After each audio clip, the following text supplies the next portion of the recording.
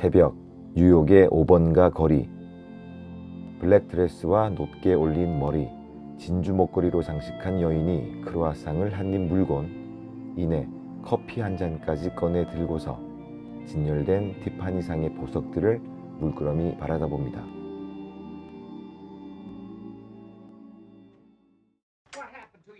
그녀의 이름은 할리 골라이틀리. 직업 특성상 집으로 돌아오는 시간은 이른 아침, 이웃의 잠을 설치게 해서 핀잔을 듣기 일쑤지만 그렇다고 기가 죽는 그런 스타일은 아닙니다. 그녀의 직업은 파티나 공식 석상의 파트너로 참석해주는 일종의 프리랜서. 그렇지만 집까지 찾아와 들이대는 이런 남자들은 정말 질색입니다. 어느 날 아침 이곳에 낯선 남자 한 명이 이사를 오는데 이름은 폴 바젝, 무명 소설가. 더 자세히는 가난한 무명 소설가. 그런데 이사 첫날부터 할리가 있는 방에 초인종을 눌러댑니다. 아침부터 예의 없게. 나름 딥슬립에 빠져있던 할리, 짜증 하나 없이 문을 열어주는데 거 자꾸 말이 많으시네. 그냥 조용히 올라가시죠. 그럼에도 또 다른 부탁을 하는 폴. 야, 이건 좀 심하다 했는데 낯선 남자에게 문을 또 열어주는 할리. 오우, 완전 문화 충격이야. 근데 정작 전화기가 없어서 할리가 충격. 없어진 전화기가 가방에서 나오는 걸 보는 우리가 또 충격. 아이고야, 야옹아, 너도 충격 먹었니? 강가에서 죽은 고양이의 이름도 짓지 않았다는 할리. 이유인즉슨 그가 꿈꾸는 이상적인 집이 마련되기 전까지는 아무것도 소유하고 싶지 않다는데 우울할 때면 티파니 보석상을 간다는 할리. 그가 바라는 꿈은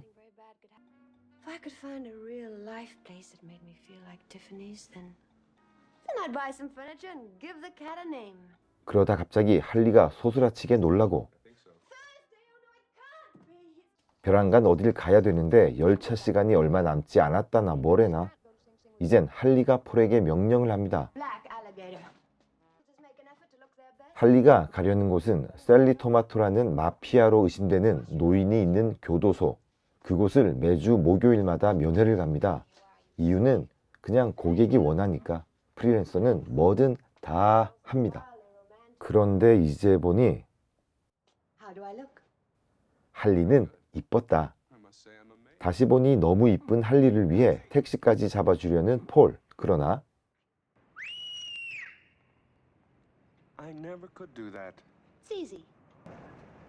이때 택시에서 내리는 엘레강스 사모님. 왠지 심상치 않은 둘의 사이. 야, 폴, 너 그렇게 안 봤는데? 폴이 소개를 하지만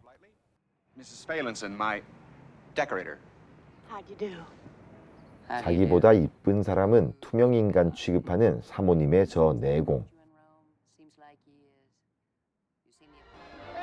그날 밤 이번엔 만취한 고객의 갑질로 고생하는 할리. 급기야 위층 폴에게 피신해보지만 자고 있네? 아까 그 사모님. 그래, 뭔가 좀 이상했다니까. 무슨 서비스를 받으셨는지 돈까지 챙겨두고 가시는 사모님.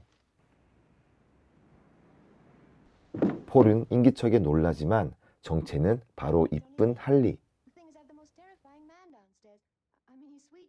부성애를 자극하는 할리의 상황에 잠깐 고민하는 폴. 그런데 그냥 밀고 들어오는 할리. 야, 이거 신고할 수도 없고 참 난감한데. 그래도 약간 민망한 듯 서로 담배 한 개피씩을 피워 물며 할리가 먼저 분위기를 바꿔봅니다.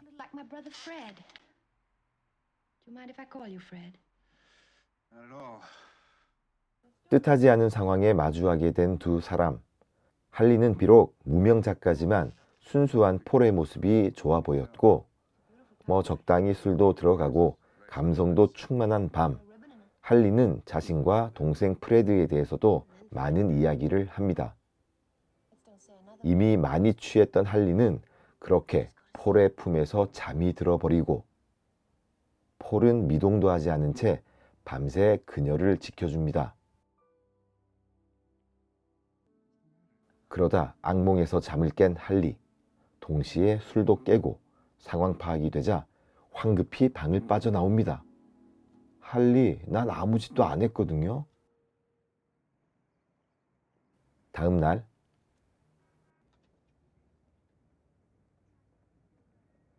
폴은 할리가 여는 파티에 초대를 받고 거기서 많은 사람을 만나는데 지나치리만큼 부유한 남자에게 집착하는 할리를 목격하게 됩니다. He happens to be the ninth richest man in America under 50. 사실 그녀에겐 아픈 과거가 있었습니다. 모질게 가난한 이유로 아픈 10대의 시절을 보냈으며 그녀가 사랑하는 동생 프레드는 할리의 도움이 절실합니다. 그녀의 유일한 꿈은 군에 있는 동생 프레드가 제대를 하면 함께 목장을 꾸리는 것. 그러려면 많은 돈이 필요하고 그것이 부에 대한 집착으로 나타난 것입니다. 그녀의 과거사까지 알게 된 폴은 더욱더 할리에 대한 애틋한 마음이 생기고 할리 역시 순수한 마음으로 대해주는 폴에게 특별한 감정을 느끼지만 폴의 치명적인 결격 사유, 그는 가난한 작가입니다. 이러지도 저러지도 못하는 할리는 술에 취한 상황에서 그만 폴의 심기를 건드립니다. So take it. You should be used to taking money from ladies by now.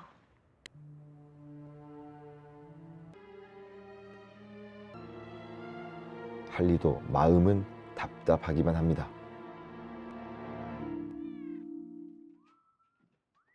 다음 날 할리를 찾아온 폴. 그녀에게 화해를 신청하고 그래, 남자가 먼저 손 내미는 거지.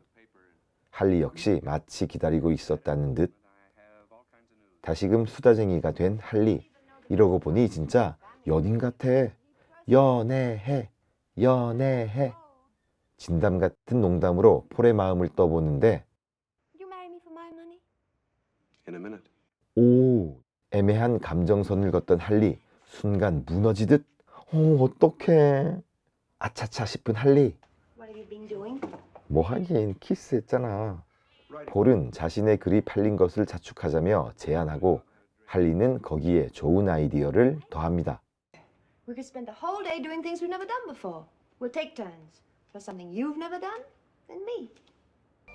이로써 둘만의 공식적인 데이트 시작. 먼저 티파니 매장 둘러보기. 이건 100% 할리가 먼저 가자고 했다에 내 돈 모두와 내 손 모가지 걸겠습니다. 가난한 연인에게 무슨 돈이 있으리요마는 이 커플은 당당했습니다.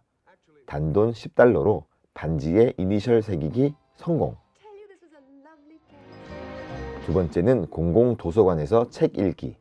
할리에겐 생소한 장소. 하지만 폴이 있습니다. 세 번째는 장난감 가게. Hey, did you ever steal anything from a 5 and 10? When you were a kid, I mean? No.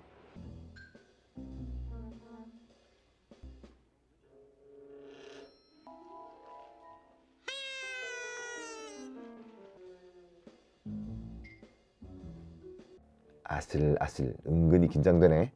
뭐 좀 비교육적이긴 한데 아이고 참. 여튼 둘은 신났네. 신났어. 오랜만에 폴과 할리는 서로의 가면 너머로 활짝 웃고 있었고 드디어 컨그레츄레이션. 다음 날 폴은 자신의 부적절한 관계를 청산하기로 합니다. 물론 사모님은 돈과 권력으로 폴을 잡아보려고 하지만 이제 그의 마음은 누구도 바꿀 수 없습니다. 더 이상 거리낄 것이 없는 폴. 이니셜이 새겨진 반지를 들고 들뜬 마음으로 할리에게 찾아갔는데 연락이 되지 않습니다. 한참을 찾던 폴. 응? 도서관에 할리가? 그런데 분위기가 좀 싸합니다. Fred, would you please just leave me alone? Holly, I love you.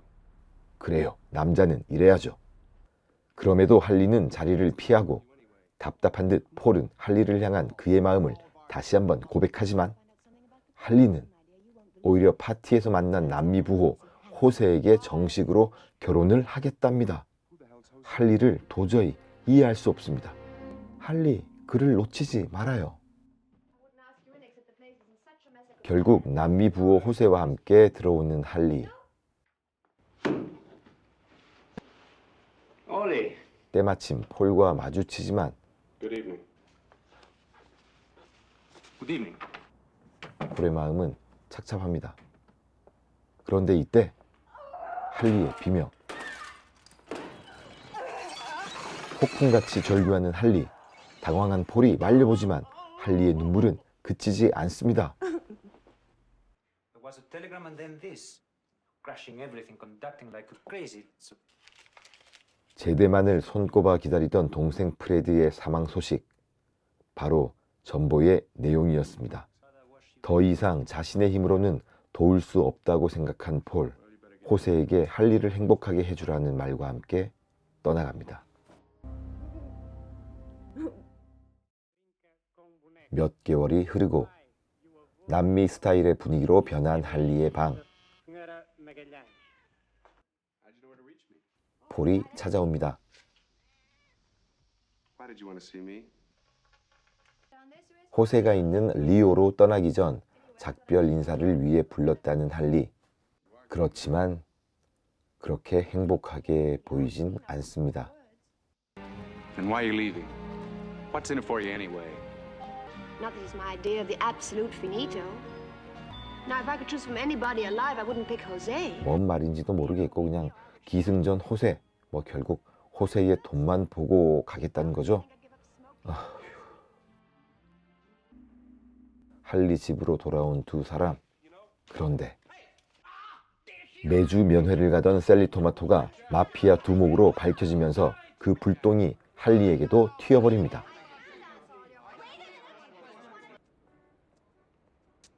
겨우 보석금을 내고 나오지만 할리는 기소 중임에도 호세가 있는 리오로 가겠다고 합니다.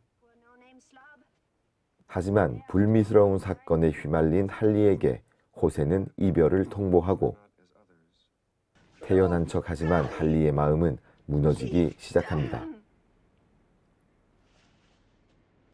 Even so, this town's finished for me. At least for a while. I tell you what you 오히려 can do. 오기를 Get 부리듯 back to town. I want you to call up the New York Times or whoever you call. I want you to mail me a list of the 50 richest men in Brazil. 그렇지만 폴은 다시 한번 자신의 마음을 고백합니다. Ollie, I'm in love with you. 그러나 할리는 여전히 그를 밀어내고 사랑한다는 폴, 구속받고 싶지 않다는 할리. Cat here. We're a couple of no-name slobs. We belong to nobody and nobody belongs to us. We don't even belong to each other. 급기야 안고 있던 고양이를 Garbage cans, rats galore. I said take off. Beat it. Driver, pull over here. 폴은 비로소 그녀에게 분노합니다. People do fall in love. People do belong to each other. Because that's the only chance anybody's got for real happiness. And you're terrified somebody's gonna stick you in a cage. Well, baby, you're already in that cage. You built it yourself. Because no matter where you run, you just end up running into yourself. Here, I've been carrying this thing around for months. 그리고 시작하지 못한 사랑에 대한 이별을 고합니다. 자신의 행동에 대해 깨닫기 시작하는 할리. 빗속을 뚫고 달려갑니다.